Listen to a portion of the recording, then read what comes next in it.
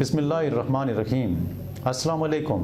Awan homeopathic centre से doctor Mohammad Arshad Awan आपसे मुखातिब हूँ। शुगर के बहुत सारे मरीज़ पूछते हैं कि डॉक्टर साहब हम रोज़ा रख सकते हैं या नहीं रख सकते हैं, लेकिन शुगर के बहुत सारे मरीज़ इसमें गलतियाँ भी करते हैं। वो क्या गलतियाँ करते हैं वो भी इस प्रोग्राम में ज़िक्र करते हैं। लेकिन सबसे पहले तो हम इनको 3 हिस्सों में तकसीम करते हैं कि शुगर के मरीज़ों की जो किस्में होती हैं या शुगर के मरीज़ों की जो कंडीशन होती है।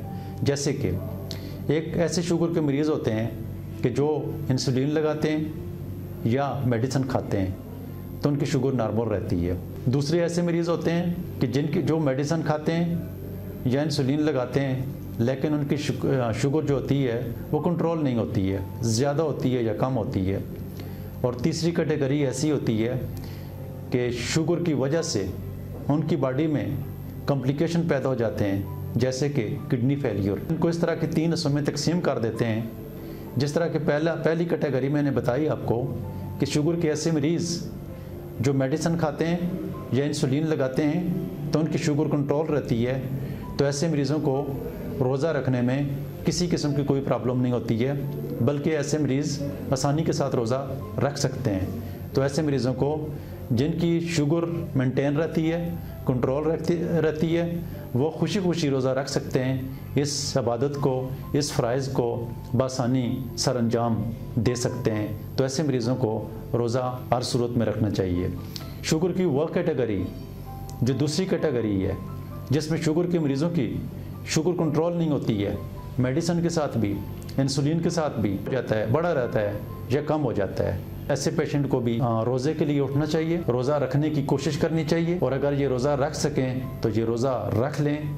लेकिन दिन के वक्त अगर इनके ऊपर ऐसी कैफियत तारी हो जाती है कि उनको पसीना आना शुरू हो जाता है, उनका जिस्म कांपना शुरू हो जाता है, ख्वाह वो क्यों ना आखिरी टाइम में ये मसला हो, अजान से 10 मिनट पहले ही ये मसला क्यों ना हो जाए, तो ऐसे मरीज़ों को फ़ौरी रोज़ा तोड़ना चाहिए, फ़ौरी कोई मीठा खा लेना चाहिए। ऐसे मरीज़ फिर उस कंडीशन में जो है वो रोज़ा नहीं रख पाएंगे।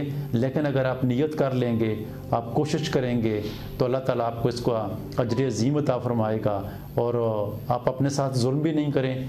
अगर कोई ऐसे हमारे बुज़ुर्ग होती हैं, हमारी माएँ होती हैं जो ज़िद करती हैं कि हमने रोज़े को किसी सूरत में भी तोड़ना नहीं है, तो ये बात याद रखें, रोज़ा सेहतमंद इंसान के ऊपर फ़र्ज़ है, रोज़ा सेहतमंद मुसलमान के ऊपर फ़र्ज़ है। तो उसी सूरत में फ़र्ज़ है कि जब आपकी सेहत इस काबिल हो कि आप रोज़ा रख सकें।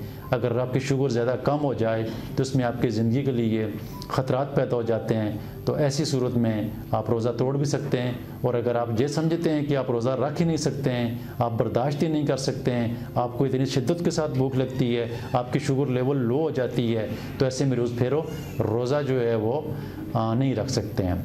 तीसरी कैटेगरी जिनकी शुगर की वजह से किडनी के ऊपर मसला पड़ चुका है, उनका क्रिएटिनिन और यूरिया बढ़ चुका है, तो ऐसे मरीज़ जो हैं वो रोज़ा बिल्कुल नहीं रख सकते हैं। तो ऐसे मरीज़ रोज़ा ना रखें। अल्लाह ताला आपको सेहत वाली लंबी ज़िंदगी अता फरमाए।